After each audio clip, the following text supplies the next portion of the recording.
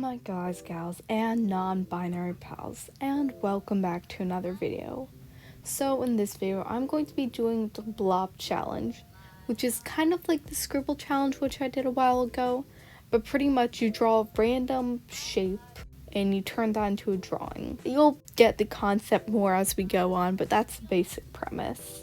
Also, please subscribe. I've been trying to reach 2K for a while now, and we still haven't reached that goal, so please hit that subscribe button.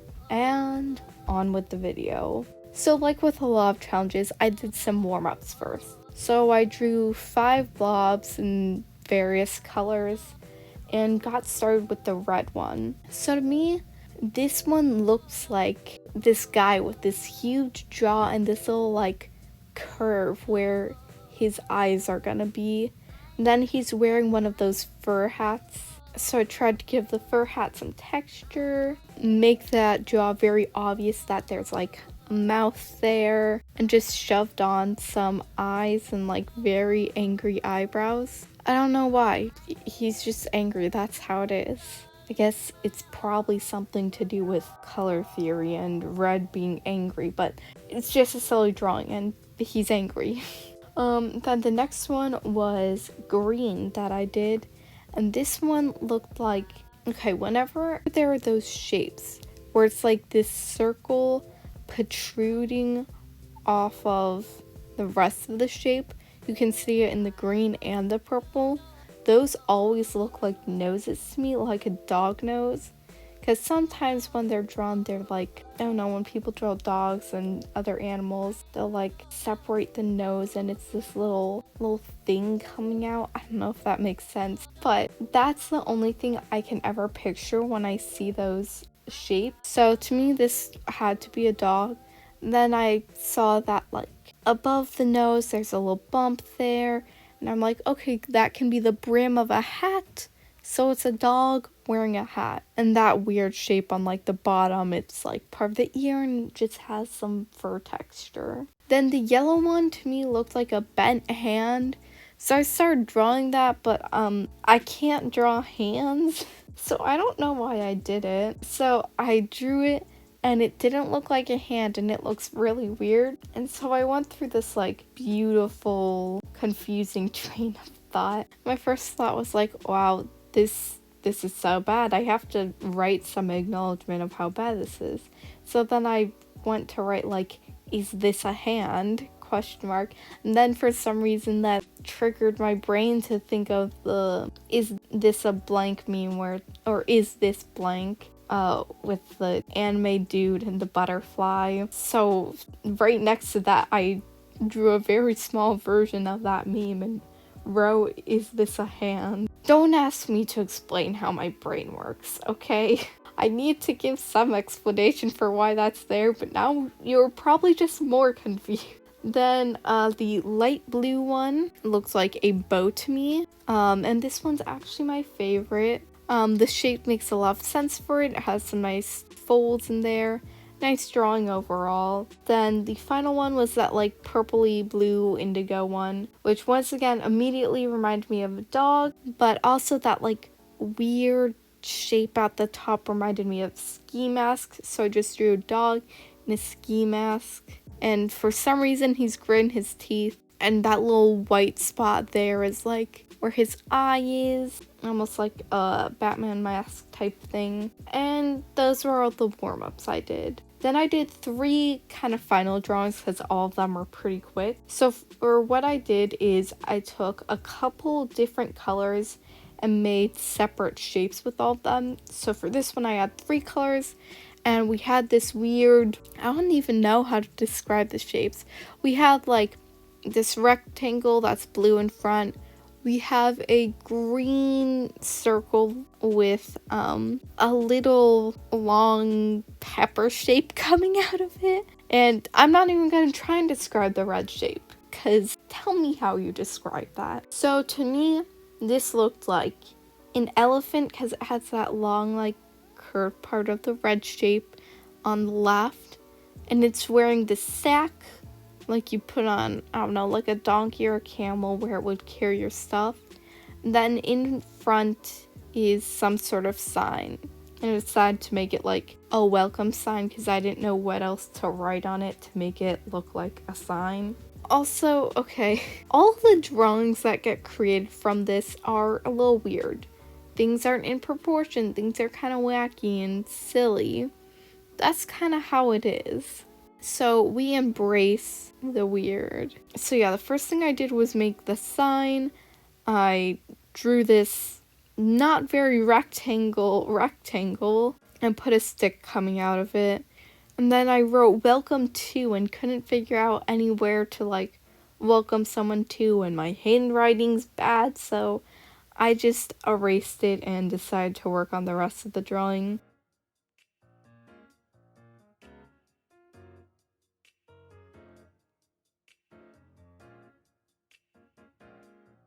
So then I moved on to the sack, and that's a little weird. Don't think the way I drew like the flap on top is really right. I don't know what's wrong with it, but it looks off. Then the rest of the elephant, it doesn't look very elephanty because there's no like big ears. But you know, it is some weird elephant inspired creature. And as I was drawing it, for some reason, there's gonna be a lot of this in this video where like it feels like I didn't know what I was doing. The drawing just decided this is how it's gonna be. So the drawing decided that this elephant is going to have 3 stick hairs on top, like a flippin' Diary of a Wimpy Kid character. So yeah, it has that now. Then I just basically outlined the elephant, gave it these stick legs, because I didn't want to do too much actual drawing that wasn't based in or like around the blob. So you know, adding like actual legs, that's a bit too much deviation from the blob. And then I gave it this little grumpy face and a towel on its back, or blanket or carpet, whatever those are. You know, for an animal that you ride on and you don't put a saddle on, they always have like some sort of fabric strip across where you would sit. And then I went back to the sign. I gave up on having nice handwriting that would fit the space nicely. So it's very long, pretty messy, but you know what? That's the best that I could do. And the drawing was pretty much done. I left all the colors on 50%, I think, opacity, because they're very bright and vibrant and I didn't want that to be too distracting. But yeah, after I finish the line art, I don't do anything more. I don't go and color them because I want the individual shapes of like each blob to be seen. I don't shade them. They're messy drawings, they're silly, they're goofy. They don't need a lot of extra stuff. The point is to just exercise my creative thinking, not to make beautiful pieces. So the next one I used 4 colors for. So we had this one really wonky shape. It's like a...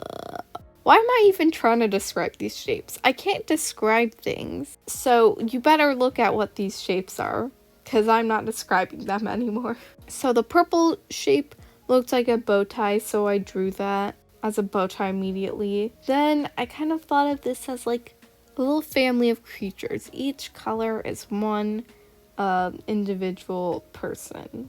Well, not person, but individual creature. So they're all these weird, like, almost slug things. Except the red one has these huge humps, and then the blue one has, like, one giant hump. I guess it could also be, like, a tail that's lifted upwards. And then the green one has one hump and a tail, and also, like, kind of has a hump at the top of his head. But it was pretty obvious that these were all slug-like creatures with weird humps. I also did just make one face for the red creature and then copy-paste that same face for them all so they would match or something. So, insert a same face syndrome joke here. So then the drawings were looking kind of empty with these like huge blocks of color. So I decided I would add some more, you know, contrast and variation by adding this like black ink almost at the top of all their bumps. I don't know what it is. I don't know why they have it, but they all have this like black drippy substance. So I put on the red guys 2 humps, the blue ones a giant like tail or hump, whatever you want it to be. Then the green one I did it on his hump, his tail, and his little head. I also gave some cuz it has a weird hump there. It's a very weird shaped head. It's like kind of square, and then there's a little hump. And it was kind of empty up there, so I decided to give it some black drippiness as well. And with that, this family was pretty much done as well. They're very cute. I love them very much. I don't know what they are, why they're here, what their goal is, but they're cute and I do kind of like them. So then I moved on to the final drawing, and I wanted to try and make a human. Now, that'd be very difficult just making very random shapes. So what I decided I want to do is I'm going to take 4 different colors and have them each represent one like area of the body. So we have one being the head, one is like the torso, one is the legs, and one's the feet. So then I would make sure that each shape is vaguely in like the proper placement and can be used to create like each part of a human. But I still try to keep it fairly random. So for most of these I just do like shapes without any thought. Just like, ooh, this is kind of funky or cool. And then try to figure out something from there. But this, it was a bit more of like actual intentional design choices. But I still kept it fairly random. I didn't think about what it was going to be or how I was going to make it work. I just scribbled. For the head, it immediately looked like someone wearing earmuffs, because those weird left and right humps that are coming out could be like earmuffs. And the way I draw earmuffs isn't really correct in how earmuffs are actually drawn. The band is really weird. Really, it should be very thin. And I think I made the earmuffs like intruding on the face too much when really they should be at the side of the head. But oh well, who actually cares about that? It's a person wearing earmuffs, and then I just drew like a pretty basic face. I just did some like curly bangs up in there, and then just a smile. And then I moved on to the body. So to me, there's that weird shape on the left that looks like a thumb, and then the rest of the fingers. So that was clearly a hand to me. That's a very short arm there, but oh well, we ignore it. Then to deal with the situation of the bottom of the body where it's like a very jagged shape, not very consistent, I had the person wearing a jacket and then a shirt underneath it. So we have that clear left chunk, or I guess their right, our left, that left chunk is one half of the jacket. At the part that middle curve ends at is their left part of the jacket, our right. I'm really doing bad at describing things in this video. I'm sorry, I'm trying. It's hard to like describe weird shapes like this. Anyway, then on their right arm, that little weird circle I decided was another hand. So the hands are very different sizes and it looks very silly. Then I moved on to the legs, and so that had like 2 distinct shapes in my head. There's, oh god, how do I describe things? Okay, on the left of the drawing there is one little curve, and then it kind of has a curve on the right where there are like little indents, and so I decided this is going to be a skirt, and that would be like one section of the skirt that is separated, so it'd be a 2-layered skirt. So there's one top part on each of those indents and then a bottom part for the rest of it.